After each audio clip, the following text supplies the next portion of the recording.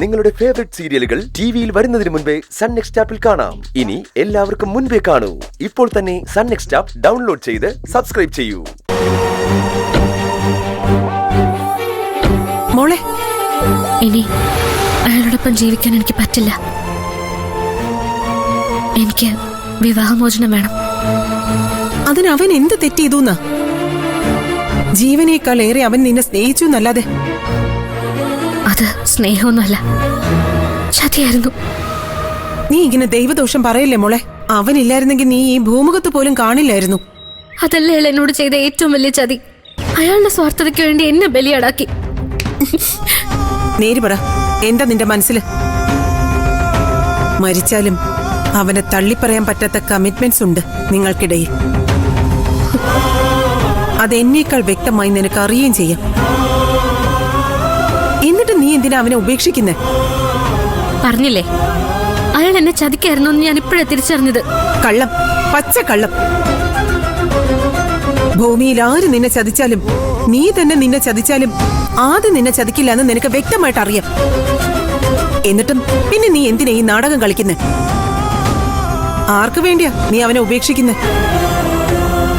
പറഞ്ഞില്ലേ, എനിക്ക് വേണ്ടി തന്നെ. കൊള്ളാവുന്നൊരു വക്കീലിനെ വിളിച്ച് അമ്മ കാര്യങ്ങൾ പറഞ്ഞ എളുപ്പമായിരുന്നു. പൂജെ, നീ ഇരുട്ടുകൊണ്ട് ഓട്ട അടയ്ക്കരുത്.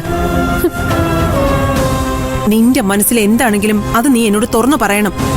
എന്റെ മനസ്സിൽ ഒന്നേ ഉള്ളൂ, പിരിയണം. അതിന് അമ്മ എന്റെ കൂടെ നിൽക്കണം. അതിന് മാത്രം എന്ത് തെറ്റാണ് അവൻ ചെയ്തതെന്ന് കൂടി എനിക്ക് അറിയണം. തെറ്റ് ചെയ്ത ഞാനാ.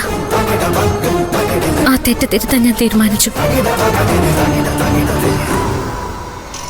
ആദിയുടെ ജീവിതത്തിലേക്ക് ഞാൻ വന്നതുകൊണ്ടാ അയാളെ ദുരന്തങ്ങളൊക്കെ അനുഭവിക്കേണ്ടി വന്നത്. എന്റെ ജാതകവിധി അത്രയ്ക്ക് മോശം. ഞാനിനി എവിടെ നിന്നാൽ ആദ്യം കൊലക്കുറ്റത്തിന് പോലും ഉത്തരവാദിത്വം പറയേണ്ടി വരും. കൊലക്കുറ്റോ? അതെ, ഷാനുവിന്റെ കൊലപാതകം. കേസ് പുനരന്വേഷണം നടക്കുക.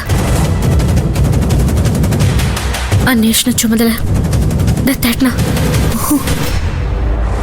ഒളിഞ്ഞും തെളിഞ്ഞും ദത്തേട്ടൻ അന്വേഷണം ഊർജിതമാക്കിയിട്ടുണ്ട്. ഏത് നിമിഷവും അറസ്റ്റ് ഉണ്ടാവും. അറസ്റ്റോ? അതെ, അതുകൊണ്ടാണ് ഞാൻ പറഞ്ഞത്, ഞാൻ കാരണം ആദ്യ പ്രതിയാവാൻ പാടില്ല. അത് നിങ്ങൾ പിരിയുന്നതും തമ്മിൽ എന്താ ബന്ധം? ബന്ധമുണ്ട്.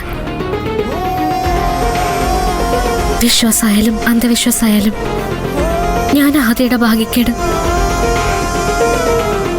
ആദ്യം അതില്ലാതാക്കാം. അങ്ങനെയെങ്കിലും ആദ്യം രക്ഷപ്പെടുന്നെങ്കിൽ രക്ഷപ്പെടട്ടെ.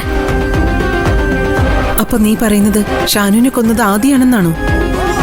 അങ്ങനെയാണ് വർത്തമാനത്തിൽ നിന്ന് എനിക്ക് മനസ്സിലായത്. ശരിക്കും അവൻ മരിക്കേണ്ടവനായിരുന്നില്ലേ? ആവാം,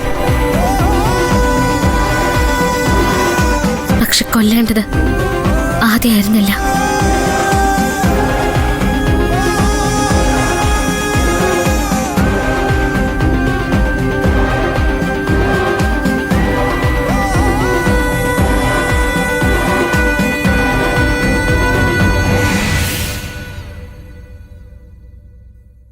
നന്നായിട്ട് ആലോചിച്ചിട്ടാണോ മാഡം ഇങ്ങനെ ഒരു തീരുമാനം എടുത്തത്? ഇത് എന്റെ തീരുമാനം. പറഞ്ഞതുപോലെ പേപ്പേഴ്സ് എല്ലാം റെഡിയാക്കി വെച്ചിട്ടുണ്ട്. വായിക്കട്ടെ? വായിക്കണമെന്നില്ല, ഡിവോഴ്സ് കിട്ടിയാൽ മതി. എന്നാലും അതല്ലല്ലോ, കക്ഷി വായിച്ച് കേട്ട ശേഷം വക്കാലത്ത് ഒപ്പിടുന്നതാണല്ലോ അതിന്റെ ശരി. ഹിന്ദു ഡിവേഴ്സ് ആക്ട് 1955 അടിസ്ഥാനമാക്കി സെക്ഷൻ 13B പ്രകാരം പരസ്പര ധാരണയോടെ വിവാഹബന്ധം വേർപെടുത്തൽ. I mean divorce under mutual agreement. ഇനി അഥവാ ഈ മ്യൂച്വൽ അഗ്രിമെന്റിന് ഹസ്ബൻഡിന് സമ്മതമല്ലെങ്കിൽ അതനുസരിച്ച് നമുക്ക് കേസിന്റെ റൂട്ട് മാറ്റിയെടുക്കാം. അപ്പോൾ പിന്നെ ഗാർഹിക പീഡനം ഉൾപ്പെടെ പലതും എതിർകക്ഷിയുടെയും കുടുംബത്തിന്റെയും മേൽ നമുക്ക് ചുമത്തേണ്ടി വരും. ഡിവോഴ്സ് വേണ്ടത് നമുക്കാണല്ലോ. അപ്പോൾ പിന്നെ കോടതിക്ക് ബോധ്യപ്പെടുന്ന വിധത്തിൽ ഇല്ലാത്ത കുറെ കാര്യങ്ങളും എവിഡൻസും ഒക്കെ ഹർജിയിൽ നമുക്ക് ചേർക്കേണ്ടി വരും.